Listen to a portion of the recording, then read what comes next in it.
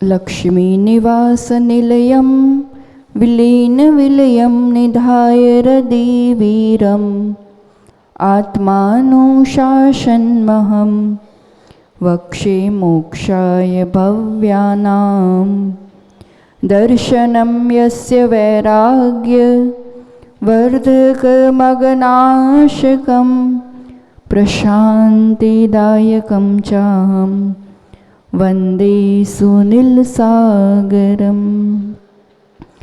जय बोलो वर्तमान शासन नायक महावीर भगवान की। आचार्य श्री आदि सागर जी, महावीर कीर्ति जी, विमल सागर जी महाराज की। तपस्वी सम्राट आचार्य सन्मति सागर जी महाराज की।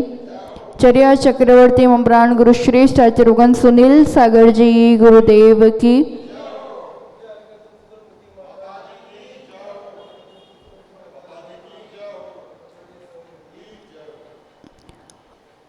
8वीं कक्षा की बात है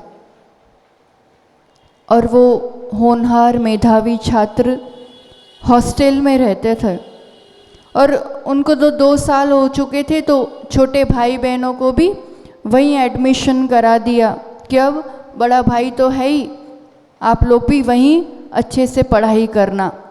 अब वो छोटा सा कमरा और 2 भाई और आ गए, तब उतने से रूम में एडजस्ट कैसे करें।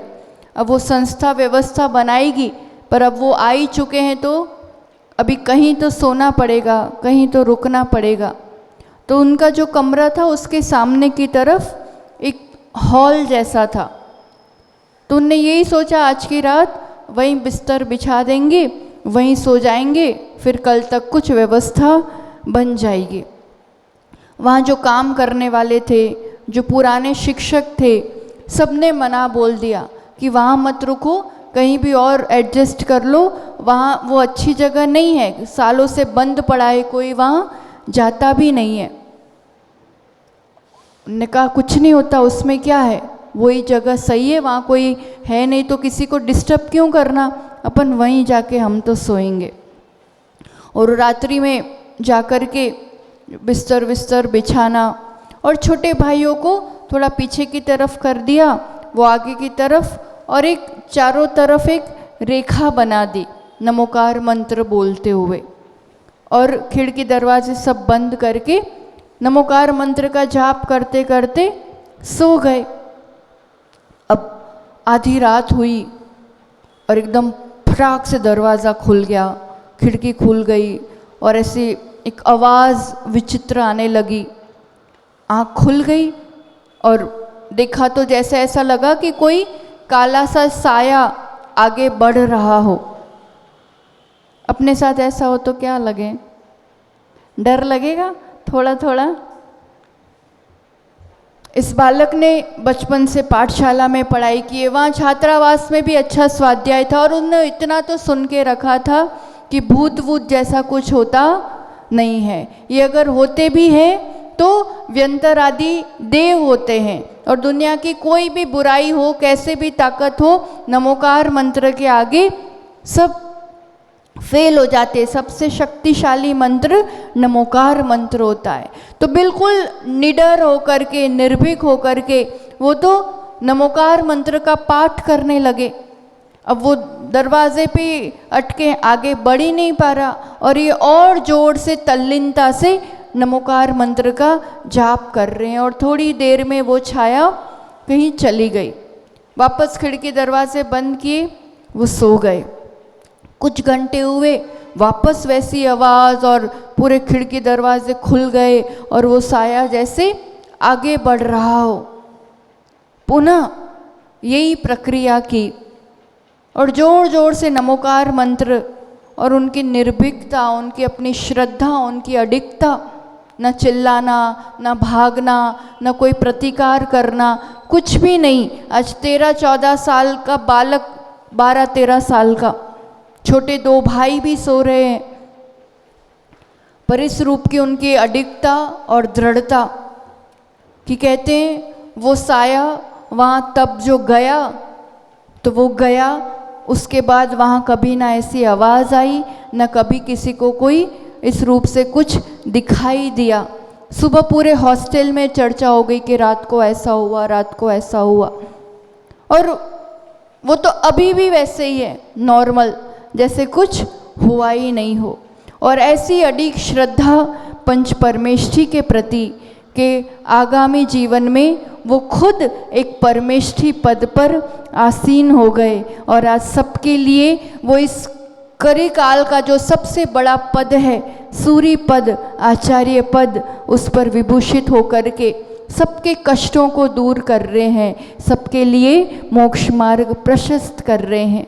ये आचार्य सुनील सागर जी के बचपन की सच्ची घटना है, जो सागर छात्रावास में रहते थे और संदीप की उस पर्याय में, संदीप तिगोड़ा गांव कहो, हीरापुर वो जो जिला है, जैसे एक हीरे का जन्म हुआ आज की इस पावन तिथि पर।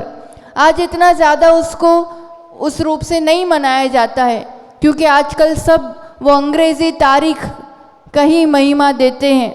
और उस रूप से तो 7 अक्टूबर जो आने वाले समय में आएगी, देश भर से हजारों भक्त इकट्ठे होंगे और बड़े तामझाम से कार्यक्रम मनाए जाएंगे, तब भी वो तो उतने ही विरक्त होते हैं, उनको कोई मतलब नहीं होता। उस दिन तो उनको स्टेज पर लाना भी बहुत मुश्किल काम है। पर जो मूल परंपराएं रही हैं, वो ये जो अपना हिंदी कैलेंडर बोलो या तिथियां बोलो, वही मनाने का रहा है और उसी अनुरूप होना चाहिए। तीर्थंकर भगवान के कल्याणक किस अनुरूप मनाते हैं अपन? प्राचीन पद्धति क्या रही है? तिथि चंद्रमा के गमन से, जो शुक्ल पक्ष, कृष्ण पक्ष, जो माह सूर्य के गमन से, यही प्राचीन परंपराएं रही हैं। ये अंग्रेजी कैलेंडर, ये महीने, ये तारीख, ये सब तो अभी की उपज है, कुछ सालों पहले की। इन तिथियों की अपनी महिमा हुआ करती है। तो उस रूप से देखा जाए तो आज की वो पावन तिथि कि मध्य प्रदेश के सागर जिले के उस हीरापुर में एक हीरे का जन्म हुआ। और देखा जाए तो इस पंचम काल, ऐसा दूषम काल पर, जैसे इस काल में मिथ्यात्व के अंधकार को मिटाने के लिए ही ऐसे भव्यात्माओं का जन्म हुआ है। कि जन्म तो मिथ्यात्व के साथ ही हुआ है, क्योंकि इस काल में हुआ है, पर फिर भी बचपन से एक तो माता पिता के संस्कार, वैसा माहौल, और सबसे बड़ी बात रही निरंतर स्वाध्याय। उनके जीवन में ज्ञान उपार्जन, ज्ञान ही असली धन रहा।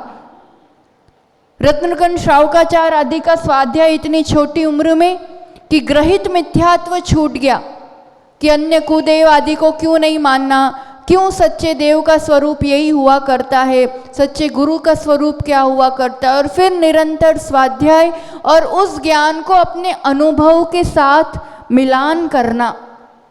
जानते तो हम भी बहुत कुछ है, पर वो जीवन के अनुभव के साथ घटित नहीं करते। और फिर जो कुछ जाना उसको तुरंत आचरण में लाना, ये बहुत बड़ा पुरुषार्थ हुआ करता है। जानने को में आया कि नहीं, रात्रि में मतलब खाना मांस बराबर, पीना खून बराबर, उसी दिन से चारों प्रकार के आहार जल का त्याग। कोई डर, कोई भय नहीं कि आगे कैसे करेंगे, तो फिर कहाँ जाएंगे पढ़ने, तो कैसे निभेगा। लेकिन किंतु परंतु कुछ नहीं होता है जब श्रद्धा पक्की हुआ करती है। और श्रद्धा जिनवाणी पर, श्रद्धा गुरुओं पर, श्रद्धा इस जिन मार्ग पर, मोक्ष मार्ग पर, उनके जीवन में ऐसे अनुभव रहे जो हमें अपना विषय लगातार चल रहा है।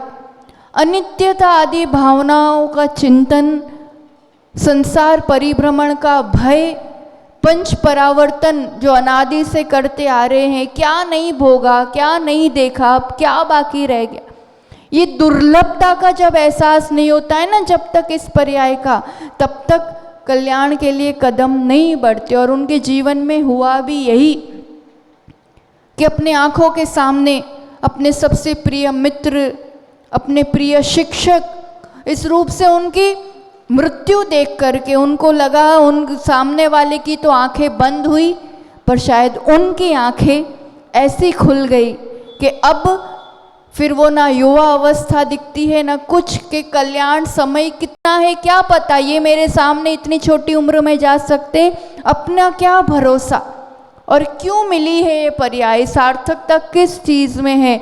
जब ये चीज़ें आंखों के सामने दिखती है ना, हम भी आज तक कितने मृत्यु देख चुके होंगे, कितनी देख चुके होंगे, कितनी सुन चुके होंगे, पर जीव का शायद पूर्व का भी बहुत प्रबल पुरुषार्थ रहा होगा। ये निमित्त छोटा सा इस रूप से काम कर जाता है और इस संसार के कीचड़ में फंसने से अपने आप को बचा लिया। और जिस दृढ़ता के साथ मोक्ष मार्ग में ऐसे अच्छे सच्चे गुरुओं का मिलना, फिर उन गुरुओं के मार्गदर्शन में उस रूप से चलना तो खुद ही पड़ता है।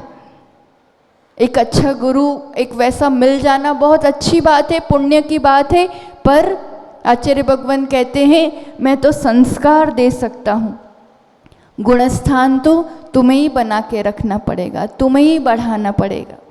गुणस्थान कोई नहीं बढ़ा सकता, ये खुद का पुरुषार्थ।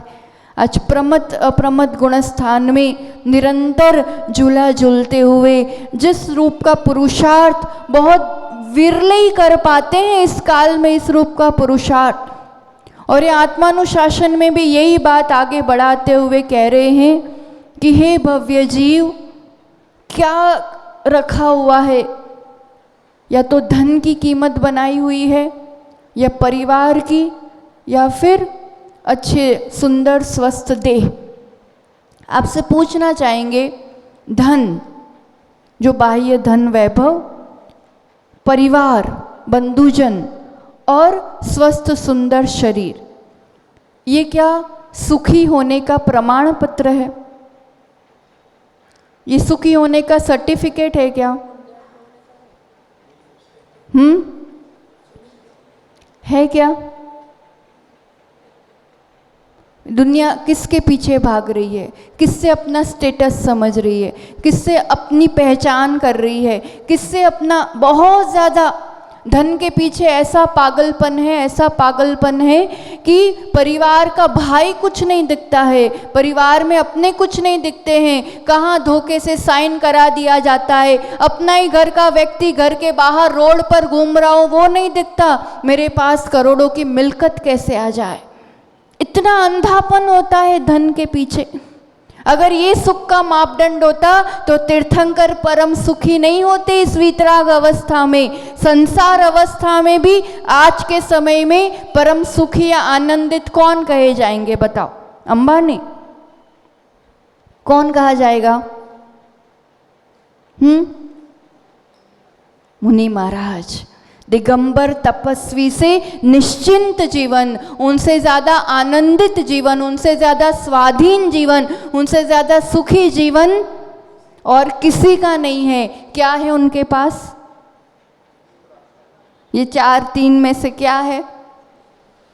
कुछ भी नहीं है। ये कभी भी सुख होने का पुण्य है, वो चीज़ आपके पास है, पर वो आपके खुद के सुख या आनंद के अनुभव या आपकी मान्यता, आपके विचार, आपका अपना ये प्रॉपर्टी है, उन चीज़ होने नहीं होने पे नहीं है। कभी धन के पीछे परिणाम इतने खराब नहीं करना कि किसी का इतना ज़्यादा नुकसान कर ले। हमारे साथ भी कभी कुछ हो गया, उतार चढ़ाव आया, कोई बात नहीं, उससे वो है, आज कम है, ज़्यादा है, उससे मेरे पास जिन धर्म है, मेरे पास एक परिवार की अनुकूलता है, ये बहुत बड़ी बात है। इतना धन नहीं है कि मैं करोड़ों की शादी कर सकूं, लाखों की पार्टी कर सकूं, इतना दिखावा कर सकूं, कोई बात नहीं, उससे क्या हो जाने वाला है? वो तो कमाया पुण्य से धन और पाप में ही जाने वाला है। अच्छा है उतना पाप में डालने के लिए नहीं है मेरे पास, क्योंकि दुनिया को दिखाने के लिए भी करना तो पड़ता ही। कहाँ जाता वो धन? पुण्य में तो इतना लगाते हैं, दान आदि में और प्रदर्शन में, दिखाने में, मौज मस्ती में इतना लगाते हैं, कहाँ जाता वो? और जैनी कभी भिखारी नहीं होता है। जिन धर्म को आस्था रखने वाला, उसका कोई काम अटकता नहीं है कभी भी। जहाँ ज़रूरत आएगी ना, कहाँ से व्यवस्था बन जाएगी, कैसे काम हो जाएगा पता नहीं चलता है, पर वो उसमें लिप्त नहीं रहता है, वो उसकी आकांक्षा नहीं करता है, उसको सुख का मापदंड नहीं मानता है। ऐसे ही परिवार आदि में बहुत ज़्यादा लिप्त नहीं हो जाना, बहुत ज़्यादा मेरा मेरा मेरा मेरा नहीं करना। जब अपन नहीं होंगे ना, अपन ज़्यादा उलझते मेरा मेरा करके, सामने वाले को इतनी अपनी चाह भी नहीं है, इतनी अपनी परवाह भी नहीं है। आप किसी के उठावने में जाओ, आपका बहुत ज़्यादा एकदम निकट का नहीं हो, तो उसमें क्या होता है, आपको इतना ज़्यादा दुख, इतना ज़्यादा वाला नहीं होता है, एक सांत्वना होती है, पर आप उस दृश्य को निहार सकते हो, उस माहौल को देख सकते हो। अपनी आंखों से नहीं देखा है क्या? यहाँ तो लाश पड़ी होगी, वहाँ खाने की पड़ी होगी, वहाँ पैसों की पड़ी होगी, किसको कितना बांट के गए हैं, मुझे कितना मिलने वाला है। अब एक कड़ा भी हाथ में नहीं रह जाना चाहिए, कपड़ा भी तन पे नहीं रह जाना चाहिए, नहीं दिखता है। जिसके परिवार के पीछे उसने पूरे दिन रात लगा दिए, पाप भी किसके पीछे कमाने पड़ता है। हम अधिकतम जो ये पाप कमाई के पीछे, गृहस्थी के पीछे जो पाप, हिंसा, झूठ, चोरी, कुशील, किसके पीछे हो रहा है? परिग्रह, परिवार के पीछे। वो पाप में वो हिस्सेदार बनेंगे जब उसका उदय आएगा, जब उसका फल भुगतना पड़ेगा, बनेंगे क्या? पूछ लेना एक बार आज जाके कि मैं तुम्हारे लिए इतना सब कर रहा हूँ, जब इस कर्म का उदय आएगा तो 50-50 करना पड़ेगा, करेगा कोई? तो इसलिए परिणामों को संभालने की ज़रूरत है। बहुत ज़्यादा इसमें इतना अपनी तरफ से मेरा मेरा मेरा करके मत उलझो, कोई परवाह नहीं करता है, 1 मिनट में रवाना कर देते हैं और फिर बाद में अपनी ज़िंदगी जीने लगते हैं। 2-4 दिन, आजकल तो 13वें दिन तक भी कौन राह देखता है, उतनी भी पेशेंस नहीं है आज की बिजी लाइफ में, हम ही मरे जाते हैं। इसलिए ऐसा नहीं है, कर्तव्य निभाना पड़ेगा, पर बहुत ज़्यादा अपेक्षाएं, उपेक्षाएं, उलझना नहीं करना। और देह क्या कह रहे हैं अपन श्लोक में देखते हैं, फिर आगे चर्चा करते हैं। बहुत सुंदर श्लोक, 61 नंबर का श्लोक आज पढ़ेंगे।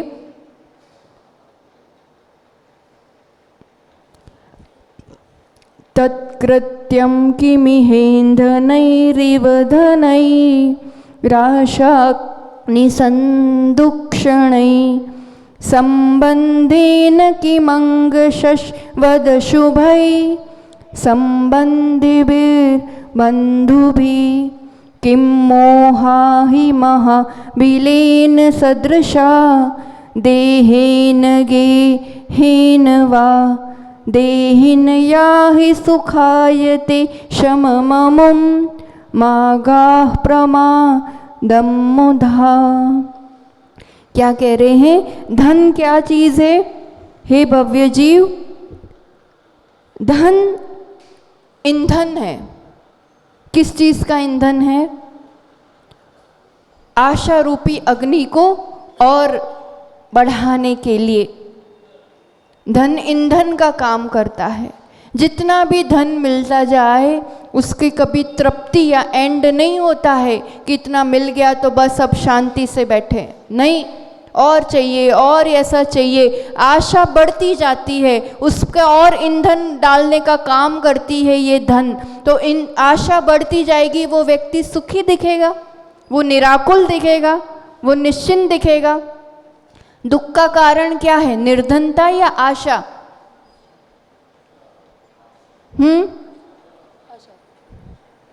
आशा पाश महादुखदाई, अभी पढ़ा होगा अपने 10 लक्षण की पूजा में। ये आशा ही आकुलता है, इच्छाएं, तृष्णाएं। तो ये धन तो ईंधन का काम करती है और आशा बढ़ाने के लिए। धन कमाना हो तब विकल्प, कमा लिया तो सुरक्षा का विकल्प, जब जाए तब और ही दुख दे। उसने सुख दिया कब बताओ? किस मोमेंट सुख दिया? कमाने में सुख है? नहीं। सुरक्षा का दुख, फिर जाए तब तो बहुत ही ज़्यादा दुख देता है। कब सुख दिया उसने? थोड़ी बहुत सुविधाएं मिल जाती है, थोड़ी बहुत, ऐसा नहीं है कि धन बिना चल जाएगा। गृहस्थी चलाने धन चाहिए, पर धन सुख का आधार नहीं है।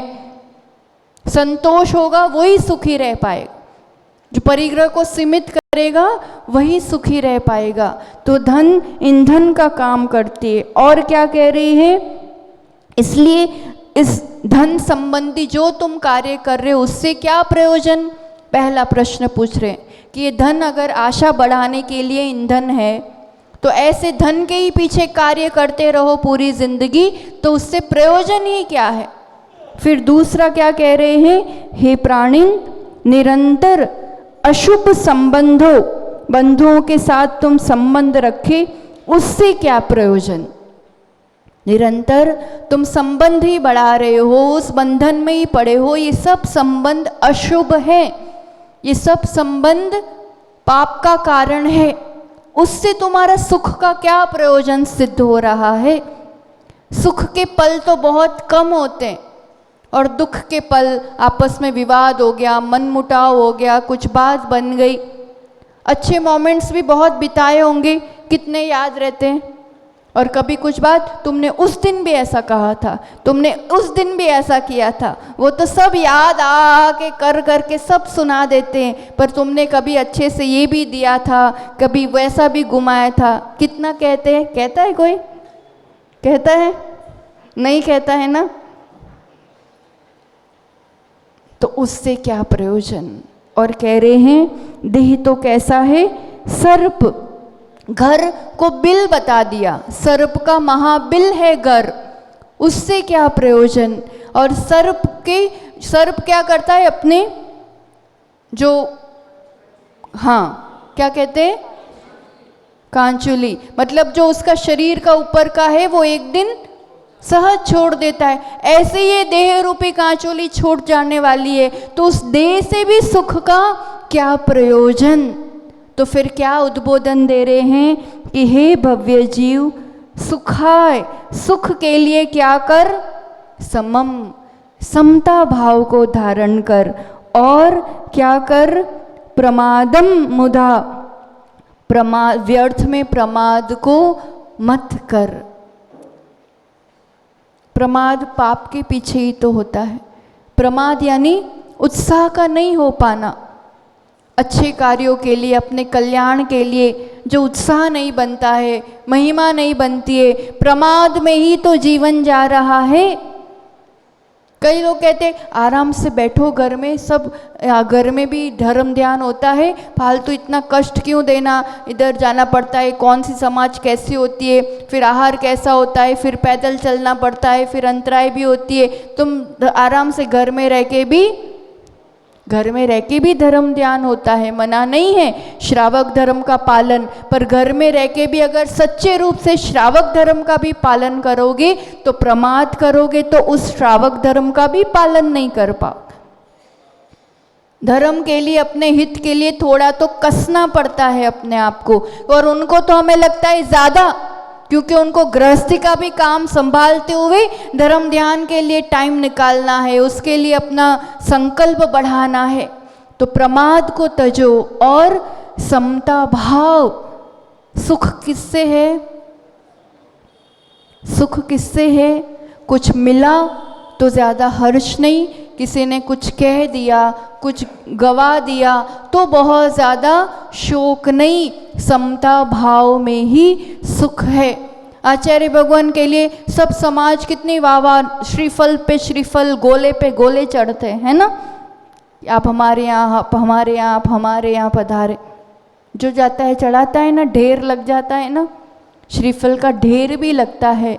तो कभी एक दिन ऐसा भी आया कि भक्तगण जैसे रास्ते में जाते हैं ना, तो श्रीफल चढ़ाते, अब वो जल की व्यवस्था नहीं थी, कुएं की जल की, तो उसने क्या सोचा, श्रीफल ऐसे फोड़ के ही मैं उससे ही पाद प्रक्षालन कर लूँ। अब भीड़ इतनी, चल रहे हैं, और उसमें वो श्रीफल ऐसे रोड पे फोड़ने के लिए गया, पर वो उतनी ताकत से आचार्य के अंगूठे पर वो श्रीफल फूटा।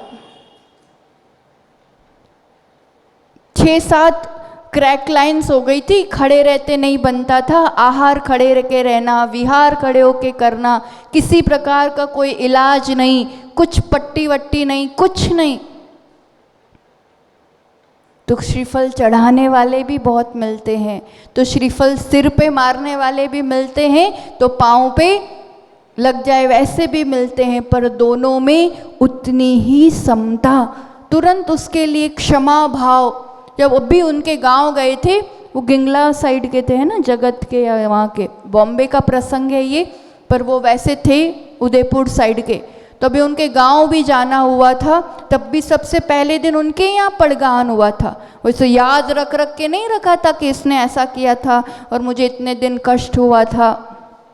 तुरंत समता, तुरंत क्षमा भाव। विपरीतियाँ आनी ही नहीं चाहिए और सब अनुकूल अनुकूल ही होना चाहिए, अनुकूल अनुकूल ही होना चाहिए। ऐसा होता है कभी किसी भी संसारी के साथ? ऐसा होता है कि सब चीज़ बिल्कुल हम चाहे वैसे ही होता रहे? नहीं होता है। बहुत अधिक पुण्य हो तो प्रतिकूलताएं कम हो, अनुकूलताएं ज़्यादा हो, ये हो सकता है, पर बिल्कुल किसी प्रकार का कुछ नहीं हो, ऐसा नहीं होता है। तो अनुकूलता में बहुत ज़्यादा फूलना नहीं और प्रतिकूलता में बहुत ज़्यादा कुलना नहीं। ये समय भी चला जाएगा, ये समय भी, समय कर्मोदय बदलते रहते हैं। ये कर्माधीन परिस्थितियों में खुद के परिणाम बहुत ज़्यादा उलझाना नहीं। सुख मेरी ही संपदा है, सुख मेरा ही स्वभाव है, पर तुम समता रखते हो तो सुख का अनुभव कर पाते हो और कर्माधीन चीज़ों में उसके अनुरूप परिणाम बना लेते हो, तो फिर सुख के दिन कम दिखाई देते हैं, दुख के, आकुलता के परिणाम ज़्यादा दिखाई देते हैं। इसलिए आज के इस करी काल में भी हमारे लिए मार्गदर्शन देने वाले, इस सच्चे मोक्ष मार्ग को जीने वाले ऐसे सच्चे साधु हैं, ये हम सबका परम सौभाग्य है। वरना जिनवाणी कौन समझाता, वरना मोक्ष मार्ग जैसी कोई चीज़ भी है वो कैसे समझ में आती, और अगर वो समझ में नहीं आती तो इस काल में पाप तो है ही और पापों में ही उलझे ले जाते। तो ऐसे पुण्यात्माओं का जन्म इस काल के लिए परम सौभाग्य कहो या एक चलता फिरता चमत्कार कहो, या कि वो कहीं और होते, चौथे काल में होते तो कल्याण ही कर जाते, पर कहीं योग संयोग भव्य जीवों का साथ। क्योंकि आचार्य कहते हैं कि इस काल में भी कुछ तो सच्चे साधक भी रहेंगे, मोक्ष मार्ग भी रहेगा और भव्य जीव भी कल्याण कर पाएंगे। तो वैसे निमित्त हमारे सामने ऐसे श्रेष्ठ आत्माओं के रूप में उपलब्ध हैं, तो हम उन कल्याण निमित्तों का आश्रय लेकर के, वो तो कल्याण कर ही रहे हैं, तो जो कर रहे हैं उनकी सेवा शुश्रूषा कर पाए, उनकी भक्ति कर पाए, उनका सानिध्य पा पाए, उनकी वाणी को सुन पाए, उनकी प्रभावना कर पाए, ये अपना कर्तव्य, और उनके उस जीवन से, उनके उस चारित्र से अपने जीवन में भी निर्मलता आए। ऐसी मंगल भावना के साथ कि हे गुरुदेव, आपकी आराधना, आपकी साधना, आपकी प्रभावना निरंतर वर्धमान हो, निरंतर वर्धमान हो, और आप शीघ्र ही मोक्ष को प्राप्त करें, सिद्ध पद को प्राप्त करें, वैसा जन्म आपको शीघ्र मिले और आपके साथ हम सब भी शीघ्र कल्याण कर पाए। इसी मंगल भावना के साथ प्रमाद को छोड़े, समता भाव हमारे जीवन में आए। इसी मंगल भावना के साथ जय बोलो आचार्य भगवान सुनील सागर जी गुरुदेव की।